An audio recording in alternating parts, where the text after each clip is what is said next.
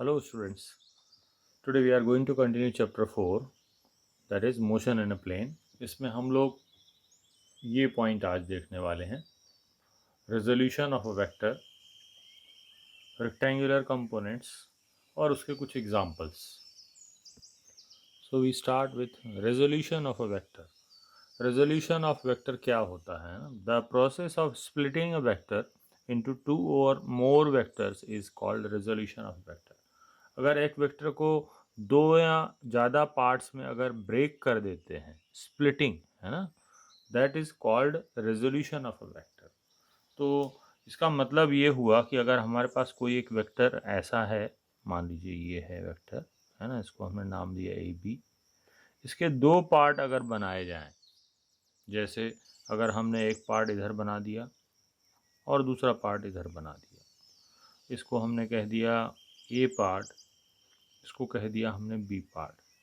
तो ये दोनों वेक्टर मिलाने पे ए बी वेक्टर मिलना चाहिए। तो इस प्रोसेस को, जिसमें हमने ए बी को दो पीसेस में ब्रेक कर दिया है ना, उसको हम बोलते हैं resolution of a vector. So now A B is resolved into two components, ऐसा बोला जाएगा। जो पार्ट्स ब्रेक किए हैं हमने, and these parts will be called components of A B vector. सो रेजोल्यूशन क्या है? रेजोल्यूशन है किसी एक वेक्टर को दो या ज़्यादा टुकड़ों में तोड़ना, और उन टुकड़ों को जो उसमें से ही निकाले गए हैं उनको कंपोनेंट्स कहा जाता है, और इस प्रोसेस को रेजोल्यूशन कहा जाता है। अब हम इस पिक्चर को देखते हैं, इससे ये रेजोल्यूशन का टर्म और क्लियर होता है। जब दो या ज़्यादा वेक्टर को ऐड करते हैं तो उसमें हमको एक रिजल्टेंट वेक्टर मिलता है। इस प्रोसेस को एडिंग ऑफ वेक्टर्स या कंपोजिशन ऑफ वेक्टर्स बोला जाता है। अब इसका उल्टा प्रोसेस है बिल्कुल। अगर हमारे पास एक सिंगल वेक्टर है और हमने इसको दो या ज़्यादा वेक्टर्स में ब्रेक कर लिया, तो इसको हम रिजॉल्विंग बोलते हैं। तो एडिंग और रिजॉल्विंग उल्टी प्रोसेस हैं। मतलब दो या ज़्यादा को मिला दें तो सिंगल वेक्टर मिला, दैट इज़ रिजल्टेंट, इसको बोलेंगे एडिंग और कंपोजिशन। उसकी उल्टी प्रोसेस हमने किया, that is when single vector is splitted into components, तो उसको हम रिजॉल्विंग या उसको बोलते हैं। अब हम इस पिक्चर को देखते हैं, इससे रेजोल्यूशन का टर्म और क्लियर होता है। जब दो या मोर वेक्टर्स, व्हेन टू और more vectors are added, we get a resultant that is a single vector. इस प्रोसेस को एडिंग ऑफ वेक्टर्स या कंपोजिशन ऑफ वेक्टर्स बोलते हैं। अब इसकी उल्टी प्रोसेस है बिल्कुल, रिजॉल्विंग। इसमें एक सिंगल वेक्टर को दो या ज़्यादा पार्ट्स में ब्रेक किया जाता है, इसको हम बोलते हैं रिजॉल्विंग ऑफ वेक्टर्स। और जो पार्ट्स बनेंगे उनको कंपोनेंट्स कहते हैं, है ना। इसका मतलब हुआ कि सिंगल वेक्टर को जब हमने ब्रेक किया, है ना, इस प्रोसेस को हमने क्या बोला? Resolving single vector. इस प्रोसेस को हमने बोला रिजॉल्विंग, और जो पार्ट्स उसके बने वो कहलाते हैं उसके कंपोनेंट्स। तो कितने भी हो सकते हैं, requiring depending on the requirement, two और मोर वेक्टर्स।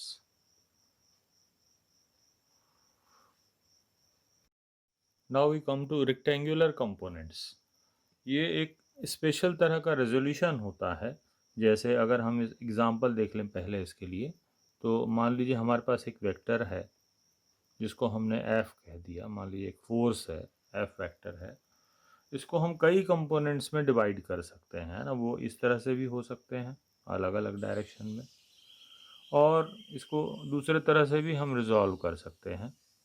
इसको कई तरह से, इनफाइनाइट तरह से रिजॉल्व कर सकते हैं। इसके तो कुछ पर्टिकुलर केस में जब ऐसे वेक्टर बनाए जाएं इसके कंपोनेंट्स जो दोनों म्यूचुअली परपेंडिकुलर हैं, जैसे ये केस हो गया, इस केस में जो दूसरे पार्ट इसके जो बनेंगे, इन दोनों पार्ट्स को रेक्टेंगुलर कंपोनेंट्स कहा जाएगा। That means the special case of resolution when the components are perpendicular to each other. Here A and B are perpendicular, and this case is called rectangular resolution. And ये वाले जो components हैं इनको rectangular components या orthogonal components बोला जाता है। तो ये एक स्पेशल तरह का रेजोल्यूशन के बारे में डिस्कशन है। इसको हम लोग देखते हैं। The process of splitting a vector into two mutually perpendicular vectors is called rectangular resolution. मतलब जो कंपोनेंट्स हैं वो एक दूसरे के परपेंडिकुलर हैं, ये वाला केस। इसके अलावा और बहुत सारे केस पॉसिबल हैं जब ये एंगल जो है ये 90 नहीं है ना, theta is not equal to 90। तो वो सब केसेस हम उसमें बहुत इंटरेस्ट नहीं रख रहे हैं, हमको इस पे ध्यान देना है। तो when the vector is resolved into two mutually perpendicular components, and this process is called rectangular resolution, and the components obtained so are called orthogonal or rectangular components. Now we come to formula derivation for rectangular components. इसमें हमने सबसे पहले OP vector मान लिया है जो x axis से theta angle बना रहा है। ये एक OP वेक्टर है जो x एक्सिस से थीटा एंगल बना रहा है। हमको इसके दो कंपोनेंट निकालने हैं, एक x एक्सिस के अलोंग, दूसरा y एक्सिस के अलोंग। तो हमने यहाँ पे इससे एक परपेंडिकुलर x एक्सिस पे ड्रॉ कर दिया जिसका नाम दिया PL, और y एक्सिस पे एक परपेंडिकुलर ड्रा कर दिया जिसको हमने नाम दिया PM। अब हमने लिख लिया OP वेक्टर है A वेक्टर, और उसका जो मॉडुलस है, मेजरमेंट है, उसको हमने बिना एरो के A लिख दिया है।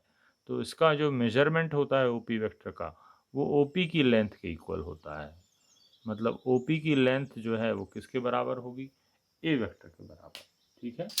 अब यहाँ पे ये parallelogram law of vector addition से OM vector plus OL vector, OM vector plus OL vector should be equal to OP vector. ये आया parallelogram law of vector addition से। ठीक है, parallelogram law of vector addition. इसका मतलब जो है OM इसका y कंपोनेंट हुआ और OL इसका x कंपोनेंट हुआ। तो हम लोग लिख सकते हैं यहाँ पे OL is equal to x component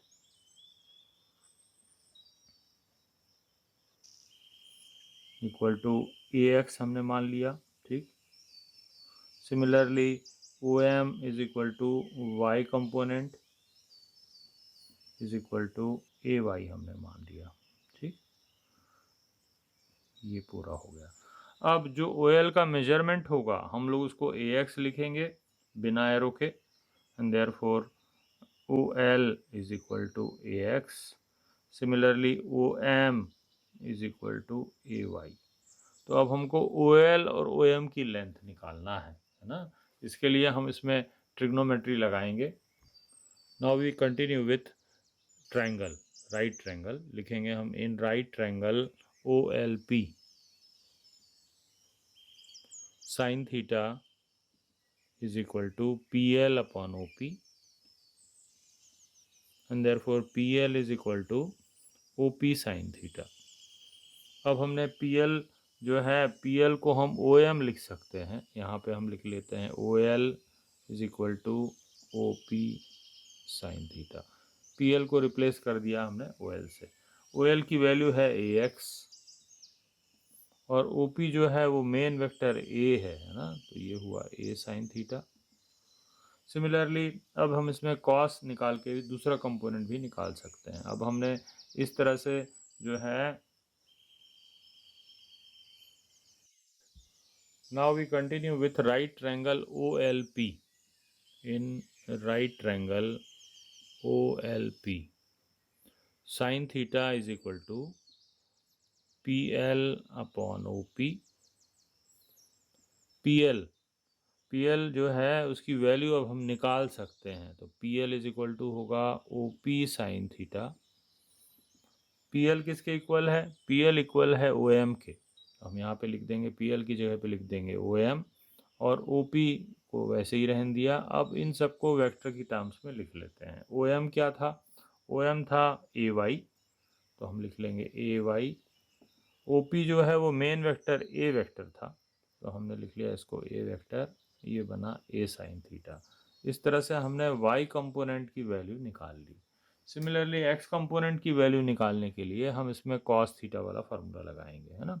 तो हम लोग यहाँ पे लिख लेते हैं cos theta is equal to OL upon OP,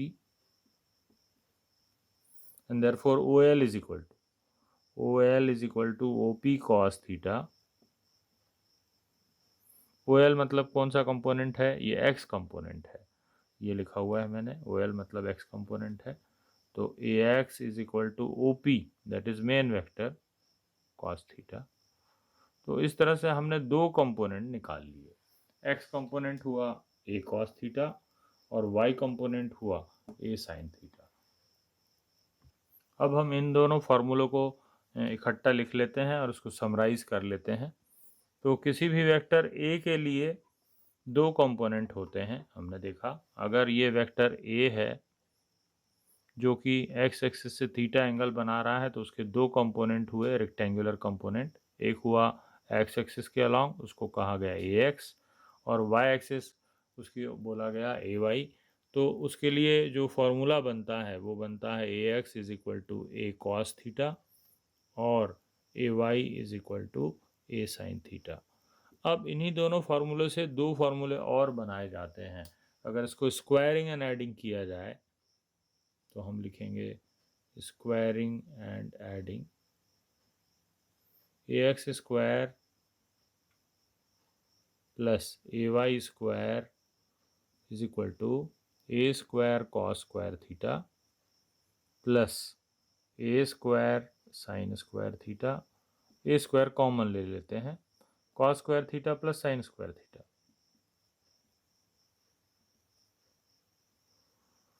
ये हो गया 1 और यहाँ पे बचा ए स्क्वायर। तो इस तरह से एक फार्मूला हमको और मिल गया। अब अगर इसको डिवाइड कर दिया जाए इक्वेशन 2 को 1 से, है ना, तो एक और फार्मूला बनता है, इसको यहाँ पे हम लोग लिख लेते हैं A X square plus A Y square is equal to A square, या फिर इसको कई बार इस तरह से कहा जाता है A is equal to under root A X square plus A Y square. अब इक्वेशन 2 को 1 से डिवाइड कर देते हैं, डिवाइडिंग इक्वेशन 2 बाई 1। तो ए साइन थीटा अपॉन ए कॉस थीटा, ए से कैंसिल हो जाएगा और यहाँ पे हमको मिलेगा tan theta is equal to A Y upon A X, या फिर इसको इस तरह से भी लिखते हैं theta is equal to tan inverse A Y upon A X. तो ये मेन फार्मूले हो गए हमारे पास। अगर हम इनको सबको समरी बनाएं तो इस तरह से बनती है कि किसी भी वेक्टर ए के लिए एक्स कंपोनेंट होता है ए कॉस थीटा, वाई कंपोनेंट होता है ए साइन थीटा। अब अगर रिजल्टेंट वेक्टर का मैग्नीट्यूड चाहिए तो उसके लिए फार्मूला है under root A X square plus A Y square. अगर एंगल चाहिए तो उसके लिए फार्मूला है tan theta is equal to A Y upon A X. अब हम लोग उसका एक एग्जांपल देखते हैं जिससे और क्लियर हो जाएगा। A force of 40 Newton makes an angle of 30 degree with x axis, find its rectangular components. मतलब एक फोर्स है जिसकी मैग्नीट्यूड है 40 न्यूटन, ये एक्स एक्सिस से 30 डिग्री का एंगल बना रहा है। अगर हम उसको पिक्चराइज करें तो वो इस तरह से इमेज बनेगी उसकी, ये है फोर्स और एक्स एक्सिस से वो एंगल बना रहा है 30 डिग्री। हमको उसके दो कंपोनेंट निकालते हैं, है ना। पहला एक्स कंपोनेंट मान लिया एफ एक्स है और इसका दूसरा कंपोनेंट जो वाई के अलॉन्ग है हमने उसको बोल दिया एफ वाई। हमको इनकी वैल्यूज़ निकालना है।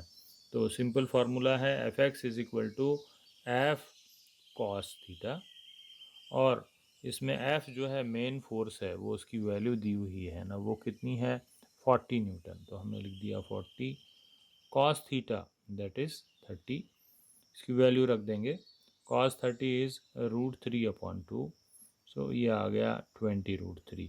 सिमिलरली एफ वाई निकाल सकते हैं।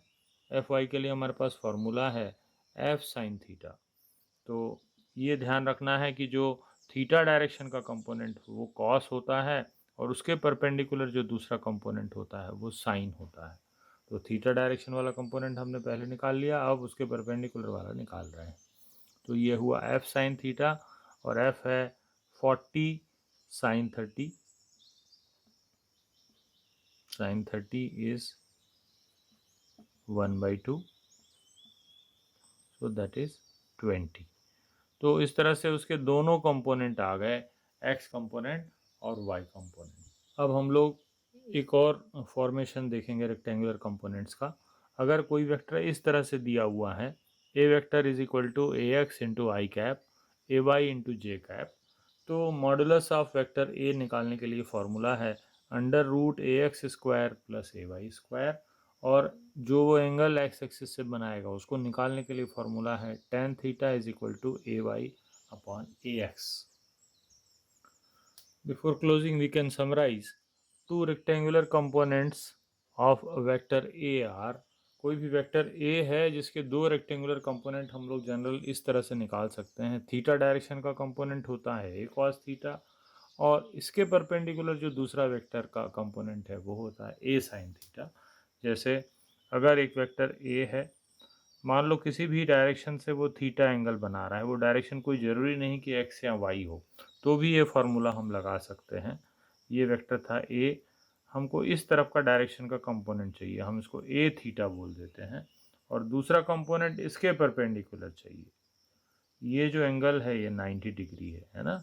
तो ए थीटा हमेशा अपन को याद रखना है, वो होता है ए कॉस थीटा, और उसके परपेंडिकुलर जो दूसरा कंपोनेंट है वो होता है ए साइन थीटा। सो ये जो वर्जन है, एक्चुअली ये वर्जन हम बार बार आगे यूज़ करेंगे फिज़िक्स में।